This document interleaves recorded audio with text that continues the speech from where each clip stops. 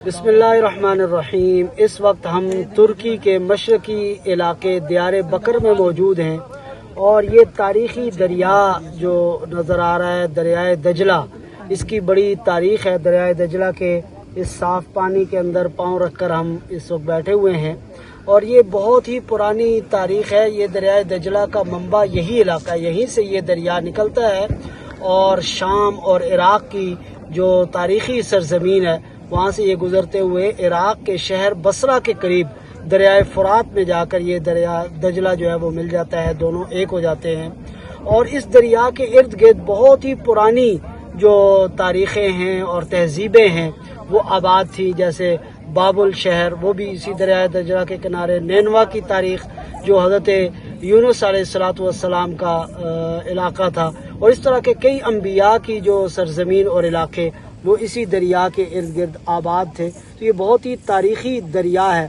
और इस दरिया की तारीख़ इस्लामी हवाले से भी काफ़ी मारूफ़ है। हज़रत सैयदना उमर फ़ारूक रज़ी अल्लाह ताला अन्हु के ज़माने में इस्लामी लश्कर ने जब इराक़ के तारीख़ी शहर मदाइन को फ़तह किया तो दरमियान में दरियाए दजला आ गया और उस दरियाए दजला से इस्लामी लश्कर के जो सालार थे हज़रत साद बिन अबी वक्कास रज़ी अल्लाह ताला अन्हु ने इस्लामी लश्कर को हुक्म दिया और उन्होंने अपने घोड़ों के साथ ही घुटनों घुटनों तक पानी था और इस दरिया को अबूर किया इसी हालत में और जाकर मदाइन शहर को फ़तह किया। इस्लामी लश्कर की इसी तारीख़ी फ़तह के हवाले से शायर ने कहा है कि दश्त तो दश्त दरिया भी न छोड़े हमने, बहरे ज़ुल्मात में दौड़ा दिए घोड़े हमने। तो ये एक तारीख़ी वाक़या है इस्लामी तारीख़ में।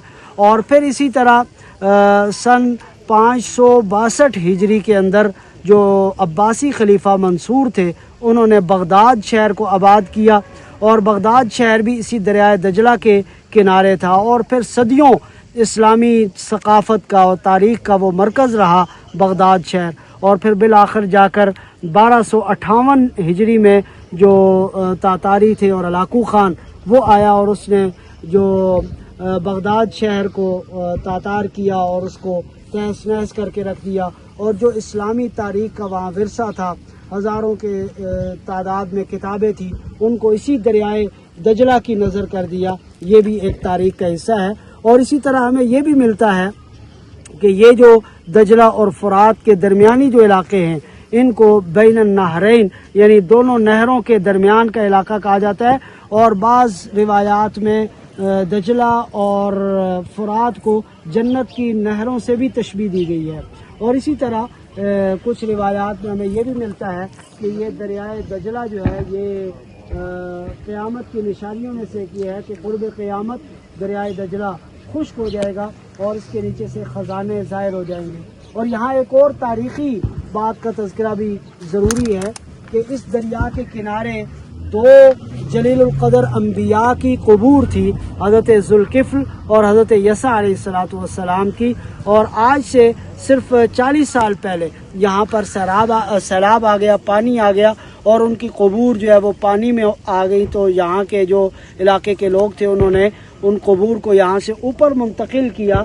यहाँ ऊपर वो जगह है जहाँ उनकी कब्रें अब भी मौजूद हैं और जो वाक़िफ़ान हाल हैं वो बताते हैं कि अभी तक जब उनकी कब्रें शक की गई, खोली गई तो उनके अजसाद मुकम्मल महफूज थे और सालिम थे। तो ये एक वो तारीख़ी मकाम है और ये बिल्कुल सामने दरियाए दजला के किनारे इस वक्त वो पुरानी तहज़ीबों के आसार नज़र आ रहे हैं। बिल्कुल हमारे सामने कुब्बा सा है जो मिस्र में एहराम मिस्र के जिस तरह की अलामतें हैं वो अलामत ज़ाहिर नज़र आ रही है। तो ये गोया के मुख्तलिफ़ किस्म की गारें इस पहाड़ के अंदर पाई जाती हैं जो इस बात की अलामत है कि यहाँ पुरानी तहज़ीबें आबाद थी। बिल्कुल सामने हमारे पहाड़ के अंदर एक रास्ता सा बना हुआ है, ये रास्ता भी ऊपर जा रहा है। पत्थरों के अंदर से तराश के गोया घर भी बनाए गए हैं और गारें बनाई गई हैं। तो ये एक बहुत ही तारीख़ी मकाम है। हम चूँकि यहाँ पर आए हैं और हमने ये सोचा कि इस अजीब मंज़र में अपने देखने वाले जो मुशाहिदीन हैं, नाज़रीन हैं, उनको भी शरीक करें। आप सब से ढेरों दुआओं की दरख्वास्त के साथ इजाज़त दीजिए। अल्लाह हाफ़िज़।